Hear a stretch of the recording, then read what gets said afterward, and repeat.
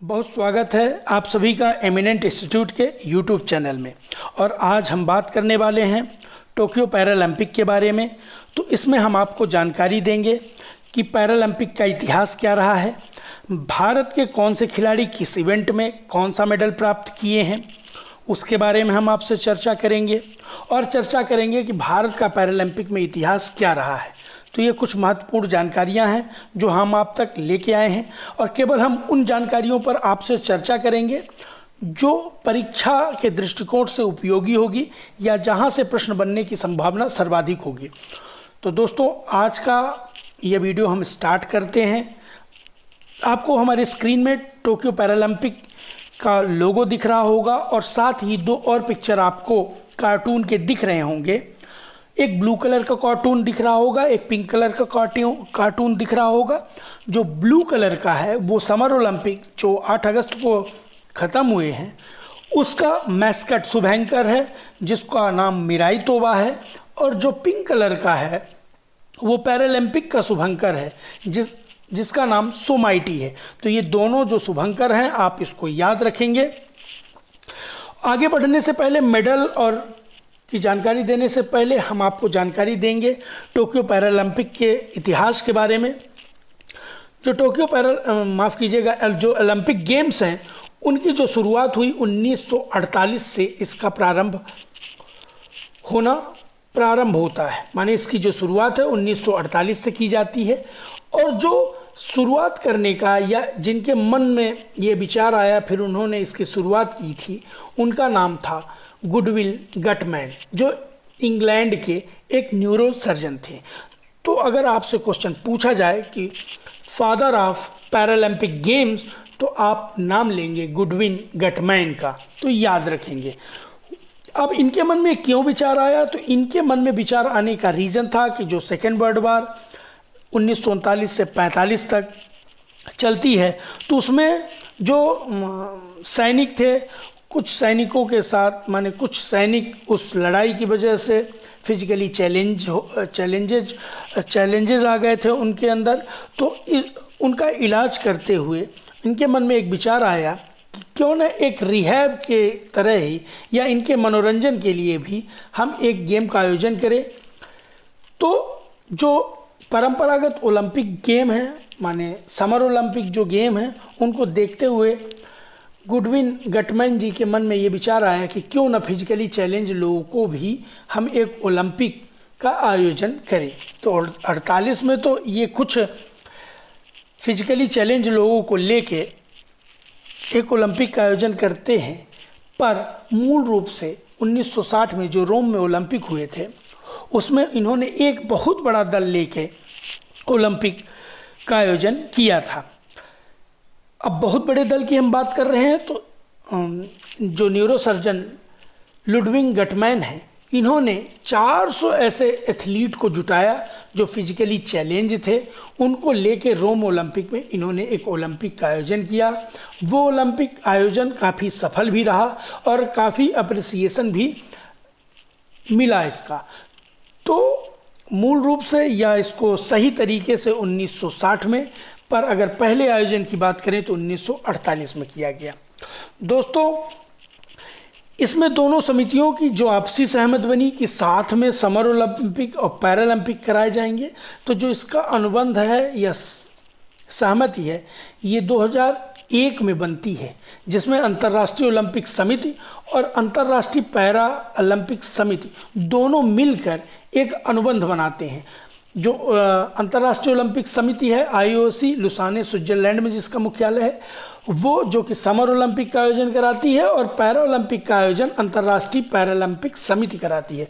तो दोनों मिलकर अनुबंध करते हैं कि हम आगे से 2001 के बाद जितने भी ओलंपिक होंगे उन ओलंपिक में एक साथ ही पैरालंपिक और समर ओलंपिक का आयोजन करेंगे। तो इस बार भी देखिए Tokyo Paralympic just summer Olympic के बाद ही प्रारंभ हुए। तो ये 2001 के अनुबंध का नतीजा ही है, जिसके वजह से समर ओलंपिक और विंटर ओलंपिक दोनों, माफ़ कीजिएगा, समर ओलंपिक और पैरालंपिक दोनों साथ में आयोजित किए गए। आगे बढ़ने से पहले एक और जानकारी आपको दे दें, हो सकता है आप सभी कुछ दोस्तों को पता भी हो। ओलंपिक गेम्स 3 तरीके के होते हैं। परंपरागत ओलंपिक, जिसको समर ओलंपिक कहते हैं। दूसरा है विंटर ओलंपिक। समर ओलंपिक गर्मियों में कराए जाते हैं। विंटर ओलंपिक ठंडे स्थानों में और ठंड में कराए जाते हैं। और तीसरा है पैरालंपिक। तो 3 तरह के ओलंपिक होते हैं। तो ये कुछ महत्वपूर्ण जानकारियां थी जो आपको ध्यान रखने वाली बात है। वहीं भारत के कुछ इतिहास के बारे में बात कर लें तो भारत ने पहली बार 1968 के पैरालंपिक में पार्टिसिपेट किया था। और जो इसके बाद 1984 से जितने पैरालंपिक आयोजित हो रहे हैं, तो हमने या भारत ने लगातार सारे पैरालंपिक में पार्टिसिपेट किया है। वहीं अगर टोक्यो ओलंपिक से पहले पैरालंपिक की बात करें तो टोक्यो पैरालंपिक से पहले अभी तक पैरालंपिक में भारत को केवल 12 मेडल ही प्राप्त थे, जिसमें से 4 गोल्ड मेडल, 4 सिल्वर मेडल और 4 ब्रॉन्ज मेडल प्राप्त थे। आगे हम बात करेंगे कि केवल टोक्यो पैरालंपिक में ही इससे कहीं ज़्यादा माने टोटल 19 मेडल प्राप्त हुए हैं। तो उस पर हम आगे आपसे चर्चा करेंगे। आगे हम बात करते हैं कि टोक्यो पैरालंपिक 2020 इसके कुछ महत्वपूर्ण तथ्यों के बारे में जानते हैं। तो जो इसका आयोजन है 24 अगस्त से लेकर 5 सितंबर 2021 तक इसका आयोजन किया गया था। और जो इसका उद्घाटन है ऑफिशियली इसको 2 लोगों ने इसका उद्घाटन किया था। जापान के जो सम्राट हैं नारुहितो, उनके द्वारा, और अंतर्राष्ट्रीय पैरालंपिक समिति के जो वर्तमान अध्यक्ष हैं एंड्रूस पार्सन्स, इनके द्वारा इसका उद्घाटन किया गया था। भारत ने अब तक का सबसे बड़ा दल टोक्यो पैरालंपिक में भेजा, जिसमें 54 एथलीट थे। अगर 54 एथलीट में बात करें तो 40 पुरुष थे और 14 महिलाएं थी।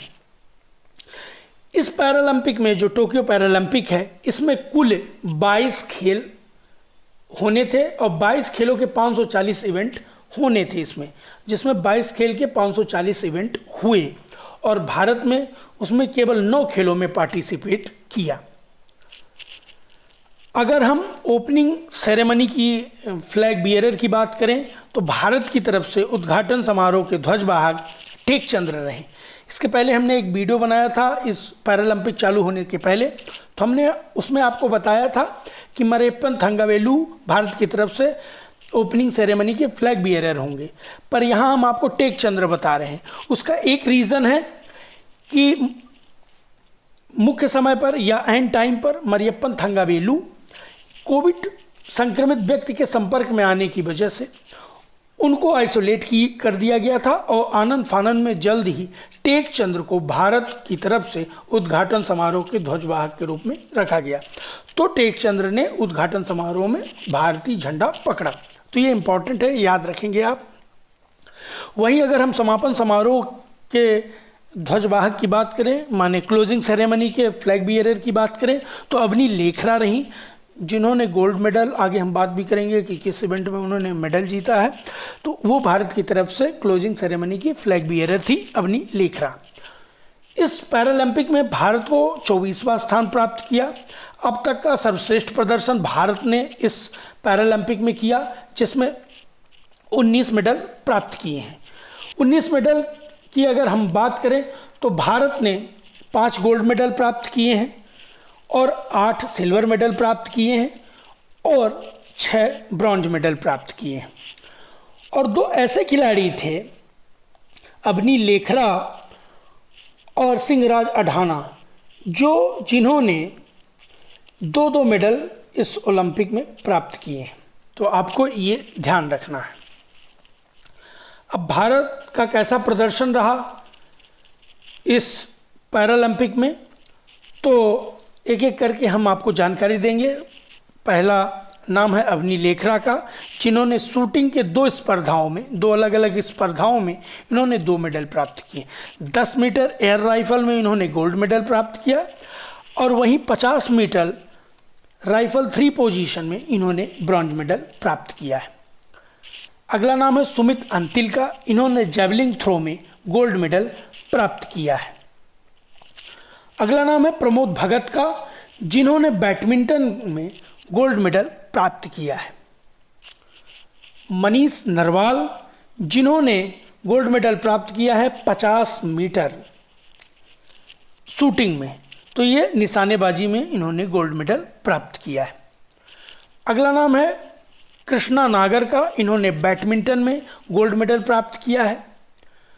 ये 5 गोल्ड मेडल थे जो भारत की तरफ से इस पैरालंपिक में जीते गए हैं।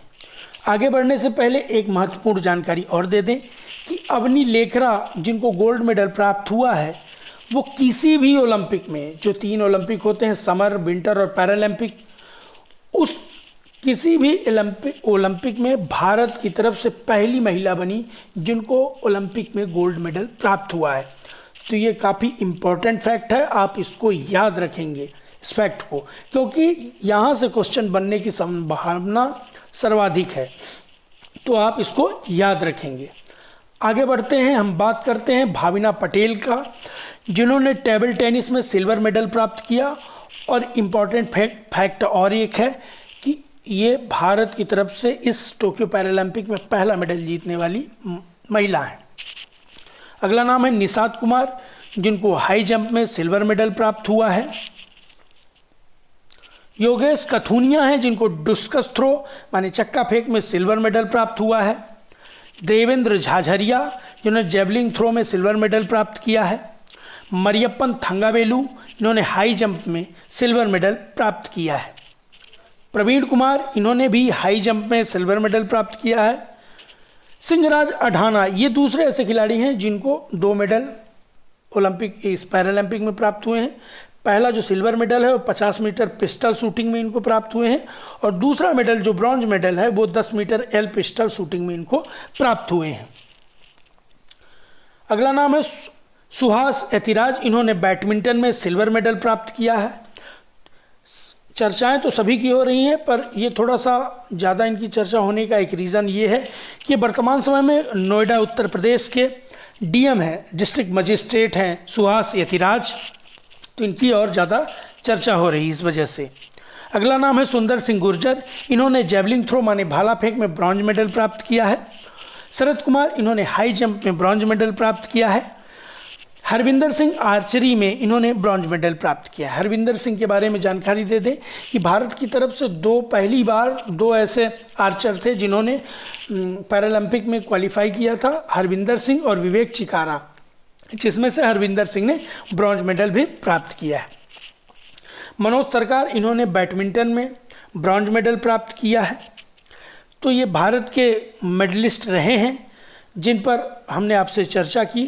अगर हम बात करें गोल्ड मेडल की, तो भारत ने शूटिंग में एक गोल्ड मेडल प्राप्त किया और एक जेवलिंग थ्रो में गोल्ड मेडल प्राप्त किया। माफ़ कीजिएगा, शूटिंग में 2 गोल्ड मेडल प्राप्त किया और एक जेवलिंग में माने एथलेटिक्स इवेंट में गोल्ड मेडल प्राप्त किया, और जो 2 गोल्ड मेडल हैं वो बैडमिंटन में प्राप्त किया।